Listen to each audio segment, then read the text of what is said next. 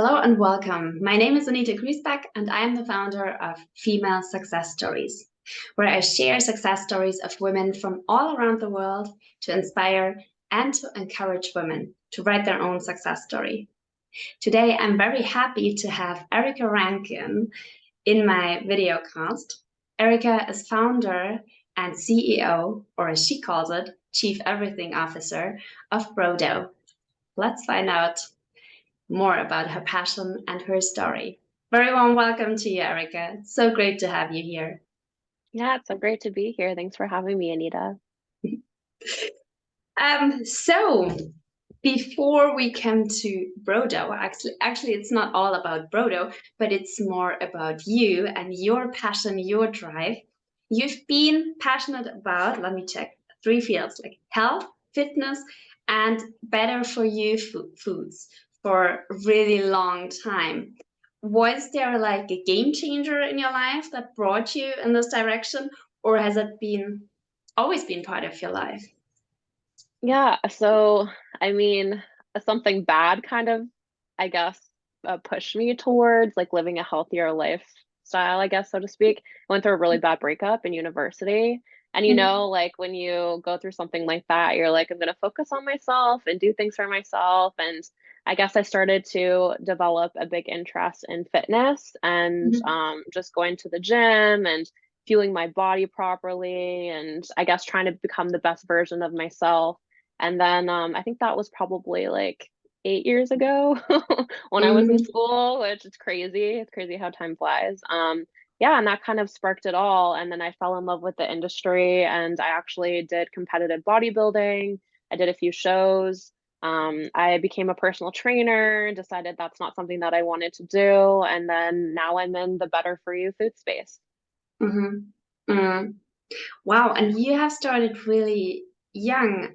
You were then 20 when you started?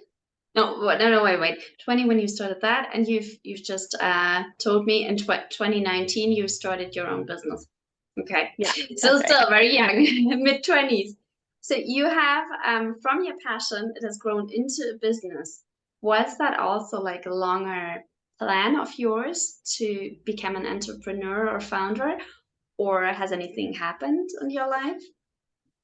Yeah, it's kind of a crazy story. I mean, I think it's a fairly common story is every 20 something year old has like an existential crisis and what Mm. do? They book a trip to Southeast Asia or wherever. And that's what I did. I booked a one-way ticket to Thailand and this was probably towards the end of 2018, early 2019. I went for 3 months.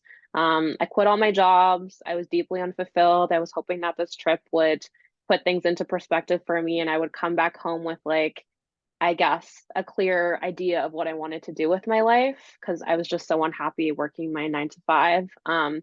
So I traveled on that trip. I met entrepreneurs, and that's when I was like really exposed to this lifestyle. And I got to learn more about these founders who had no business experience and they were building businesses that they had no knowledge of prior. They just jumped into it and they figured it out and they were doing really well. And that like opened my eyes. I began to realize, okay, like you don't need a background, you don't need to grow up in a family of entrepreneurs, you don't need to have friends who are entrepreneurs. You can build it and figure it out on your own, right? So I got home and then I Googled business workshop near me. I drove 45 minutes to the closest business resource center. I learned how to write a business plan, manage cash flow, how to market a product, and then later that year I launched the company. Mm. Congratulations. That's amazing. That's Thank you. really huge. And from the beginning, you have very much, like quite openly shared your journey, right? As an entrepreneur, not just successes, milestones, but also challenges, failures, a lot of mental health issues. How has this impacted on you, on your business? I think it's like really helped. For me personally, like I went 2 years being like very like head down, focusing on building. I didn't like asking for help. And I took my Mhm. business as far as I could on my own without any mentorship, without any, like I'm a solopreneur, right? So Mhm. I got stuck and I was like, okay, how do I take it to the next level? How do I grow it? How do I scale it? And I went on LinkedIn I started messaging other founders of companies, like of products that I consume regularly. Like I went through my pantry and like 5 products that I consume on a regular basis. I went, researched who the CEOs and founders were, reached out to them.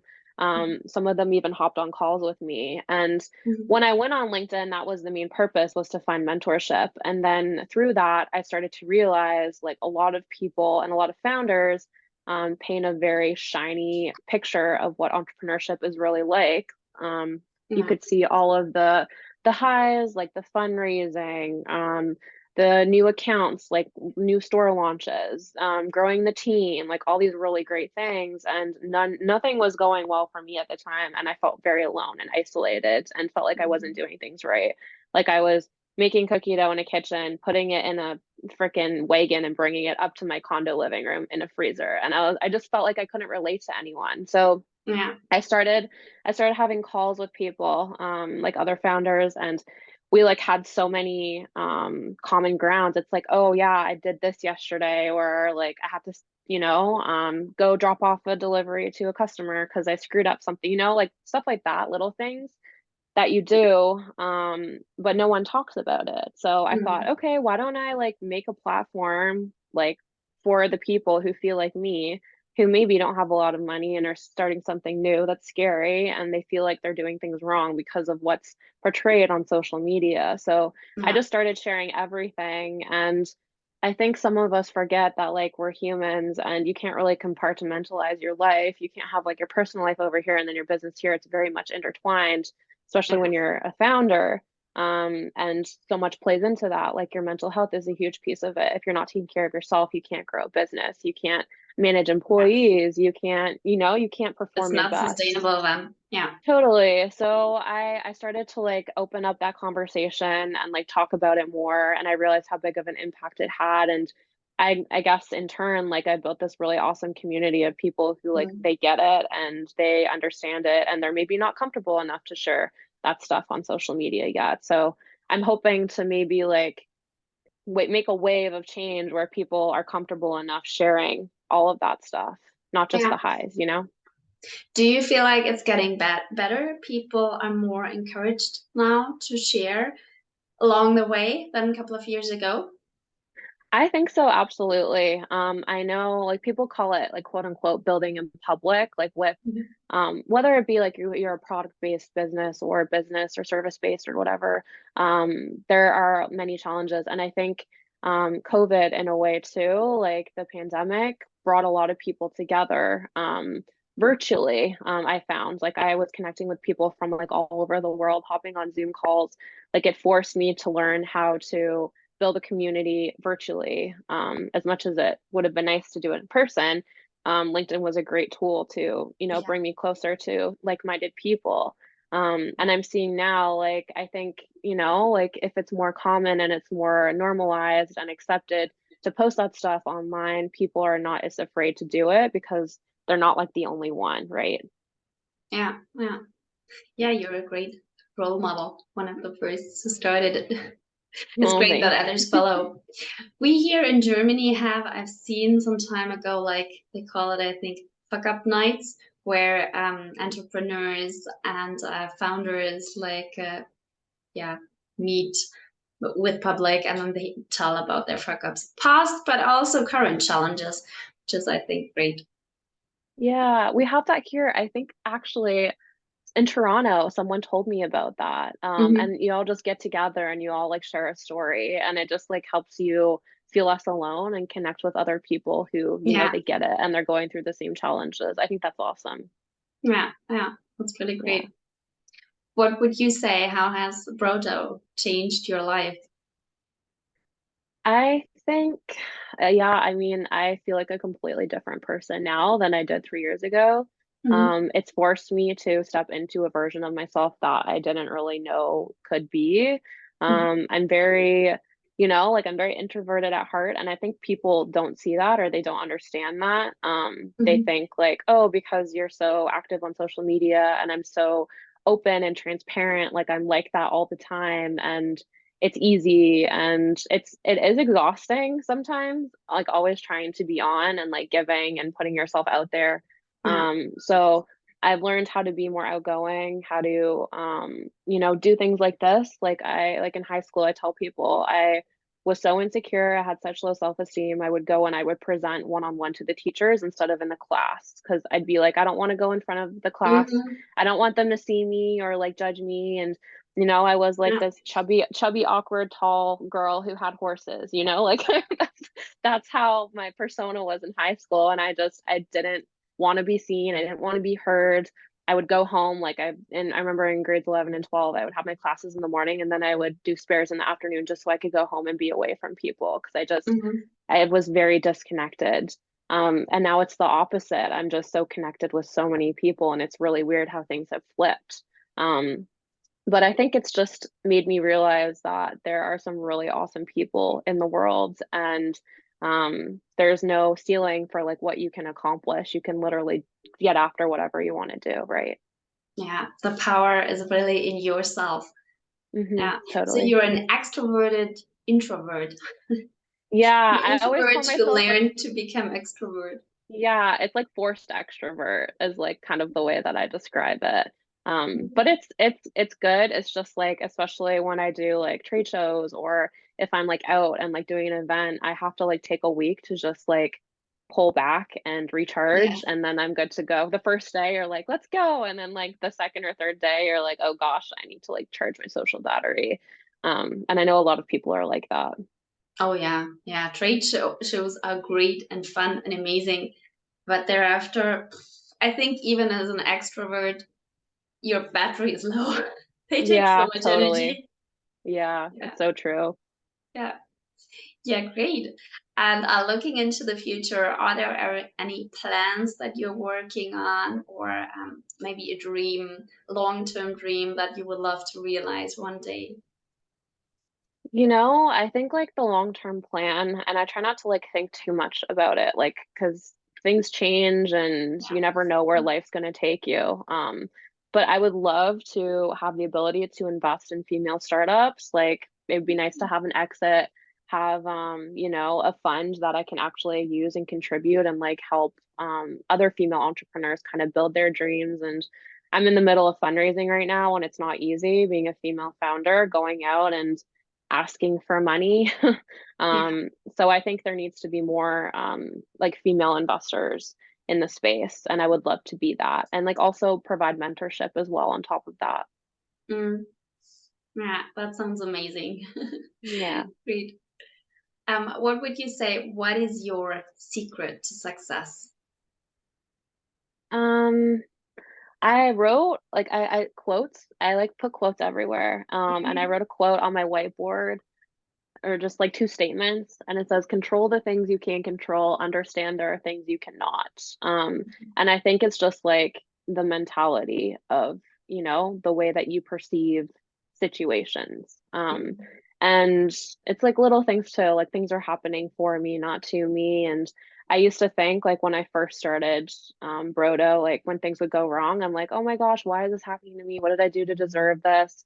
And Mhm. it made it even more difficult and you're just throwing a pity party and it every day there's going to be something that happens regardless. Like an entrepreneur's job is to solve problems and you just have to understand that they're going to come and they're going to suck and they're going to be hard. But Yeah. I think if you look at it in a different frame or different lens, it's like, okay, like why is this happening? Oh, this situation is happening so I can be better equipped to deal with another situation in the future, and this is actually almost like a challenge and there's a reason why this is happening. And that's the way I kind of look at it now, is like, okay, like it didn't work, I learned from it, and nothing is truly a failure. And I think when people start to like recognize that, they get over it quicker and then they can keep looking forward rather than dwelling on like what went wrong and what didn't work. And you hear that a lot of times from like some of the most successful like entrepreneurs like ever who have built three or four businesses that have failed, but then their, you know, fourth, fifth, sixth, whatever has been a success and they've cashed out on that. And through all of the ones that failed, they learned. And had they not gone through those failures, they might have not gotten the success they got with their for their businesses. Yeah, so true. You fall, get up and grow. You fall again, you fall a lot, and this strengthens you. It's important Hmm. to keep going, keep going. Yeah, I Yeah. really admire how you have built up your business and you have new ideas and new plans, and yeah, and you stay consistent, and yeah, especially at the beginning, doing it all by yourself without a mentor. That's really quite something. It was. It was quite something. It So was good. I can imagine within 1 or 2 years you grow as much as others in 10 years because so much happened. I know, I tell people, they're like, "How long have you been an entrepreneur?" And I'm like, 3 years, but it feels like 100, honestly. Like, I'm checking for, like, gray hairs and, like, wrinkles and, because you're just but, it's like it keeps you sharp, because Yeah. you're always doing new things and figuring out new things, and, I feel like it's really cool too to just, I guess, kind of reflect back and Mm, there are times when and you know what, like it's super common too when you get into something new you have no knowledge of, but you feel really stupid sometimes when you're having conversations. Like, I remember, especially in like the food and beverage industry, like they use the term CPG, consumer packaged goods, and I mm. did not know what that meant when I first got, I think it was 2 years in, and I still didn't know what CPG was. And I started talking to people and they're like, "Oh, are you in CPG?" And I'm like Googling like, "What is CPG?" Like things like that. You're just kind of thrown into it and forced to like figure stuff out. And Google Mm. has been like my best friend throughout all of it. Yeah, Mm. Yeah, sometimes it's good to not to be that much in the topic because you have an outsider's view and you see things that others who are in the topic don't see. So you might not know these expressions that, yeah, are common language, but you see other things that others overlook. totally. Yeah, it's Mm. true. If you had the chance to talk to your younger self, what would you tell her? Ah, yeah, that's tough. Let me try to think of something different because I usually say the same thing, but I would say there are like people are there are good people and there are bad people. And I think at the beginning of my journey, I was very trusting. I was a little too trusting and I got burnt. So I Mm, think when you're new to doing something, not everyone is going to have the best interest for you. And there are people out there that are going to want to take advantage, but then there are also really great people that are going to want to help you. And I went from not wanting anyone to help me to like me being like, no, everyone is mean and out to get me to, okay, like maybe I do need help. And I was like way too trusting and I kind of, the pendulum kind of swung too far and it burnt. And now I'm kind of like in the middle and, like trust your gut. That's one thing that I didn't do a lot of at the beginning. And every time I went against it, it bit me. So mhm, yeah. yeah, that's great advice. Thank you. Is there any advice, message that you would like to, yeah, send out to the viewers that you feel is important? Yeah, I think like, gosh, like the scary things are the things that like when you tackle them and you do them, they make you feel so powerful. And they're the things that propel you forward. And I never ever thought in like a million years that I would be on a stage, like speaking in front of hundreds of people, but it's something that I've done. Mhm, Like I would shake when I would do my one-on-ones with like my high school teacher. Like I hated it. It was something that I didn't like to do. mhm, But now my mission is greater than that. Like as much as that scares me, like I want to share my story and show others like what they can do. And I think I'm doing a disservice if I don't, do those things just because they make me uncomfortable. So I think that's like the piece of advice that I would give is just do things that scare you and do them often and don't get complacent. Like whenever you tackle something and you do it and you're like, okay, I did it, I'm good, we're good, it's like, okay, now what can you do? Like, where's the next step of growth for you? And what do you have to do to get there? And it's just this constant evolution of yourself, right? Um, mhm, which is, it's so cool. And then you get to look back and be like, wow, like, I remember when I was here and now I'm here. And yeah. it's really cool to see. And it gives you a feeling that nothing else can when you see how much effort and work you put in to push yourself through those uncomfortable situations. Mm. You can be really proud of yourself. Yeah. Yeah. So out of your huge network, which inspiring woman would you love to see in female success stories? So she is someone who, so Susie York, I'm not sure if you're familiar with her. She is a badass female entrepreneur. She is a triathlete. She's a mom. She started her business a little later in life. She founded Love Good Fats, and now she has another business. But she is one of the first people that I messaged on LinkedIn, and she took a call with me. Like she was on in her car on her way to another meeting, and I was a nobody. I didn't know anyone, and I was like, I eat your protein bars all the time. Like I really love what you're doing. You're very inspiring. Like I would love to just learn from you. And she's just a very giving person, and she's contributed a lot to the food and beverage space. They like her and a couple other folks launched Founders Helping Founders, which is just like this network of all these founders, and we all help each other and support each other. And she's just, yeah, she's a very giving person, and I think she'd be great. Oh, thank you. Sounds Yeah. beautiful. It's really at the beginning when you're like no one, Yeah. and people help you. I think these are the people that you can really rely on later on as well. And these are the people that you will never forget. Wherever you go, how successful you will be, even if you're on top of everything, you will never forget the people that cheered you on and pushed you and helped you at the beginning. Hmm. It's so true. Yeah. Yeah. Erica, thank you so much for your time. I really enjoyed it. You're, yeah, a role model entrepreneur. Yeah. Thank you so much for letting me share my story. And to you out there, thank you so much for watching, listening. So you see, take life into your hands and follow your passion and your dreams and interests and leave your comfort zone, because life is outside of comfort zone and great things happen. See you next time.